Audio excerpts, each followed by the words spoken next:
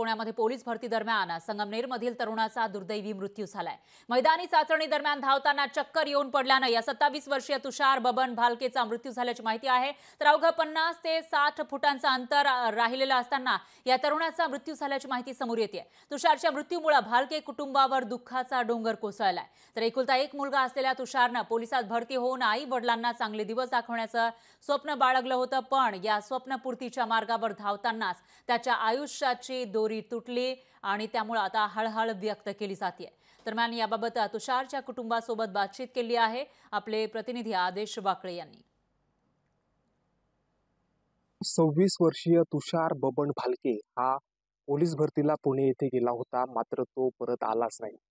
तुषारच्या परिवाराला जो आहे तो न्याय मिळाला पाहिजे। तुषार जे आहे ते आता सध्या आपल्यामध्ये नाहीये। आपण जर पाहिलं तर तो ज्या भरतीला गेला त्या ठिकाणी अंतिम टप्प्यात तो पळत असताना भरती प्रक्रियेमध्ये त्याला त्या ठिकाणी चक्कर आली व तो त्या ठिकाणीच खाली कोसळला व आज तो आपल्या या जगामध्ये नाहीये। आपली लोकशाही मराठी सध्या त्यांच्या बांधावरती आलेली आहे, घरी आलेली आहे। पहिल्यांदा मी तुषारच्या वडिलांशी या ठिकाणी बोलण्याचा प्रयत्न करतो। आपण जर पाहिलं तर तुषारच्या आईच्या जे आहे ते डोळ्यामध्ये अश्रू येत आहे। दादा, काय नक्की हा संपूर्ण प्रकार घडला होता? काय आता आम्ही इथे ते तिकडं काय सांगता येणार आहे नक्की काय झालं ते। मित्रांनी पाहिलं, त्यांनी हॉस्पिटलला नेलं, त्यांनी ते ॲडमिट केलं। नंतर आम्हाला फोन केला, आम्ही जास्तपर्यंत काय जेवायचं ते होऊन बसलं, तेव्हा काही कोणी अधिकारी आले की नाही हे आम्हाला सांगता येणार नाही। त्यांनी चौकशी केली की नाही हे सुद्धा सांगता येणार नाही आम्हाला। जर सरकार लाडकी बहीण योजना काढू शकते तर मग ह्या बहिणीचं काय? मुख्यमंत्री जर आपला लाडकी बहीण योजना काढतो तर मग आज माझा भाऊ नाही, मग मला भाऊ नाही, मग या बहिणीचं काय?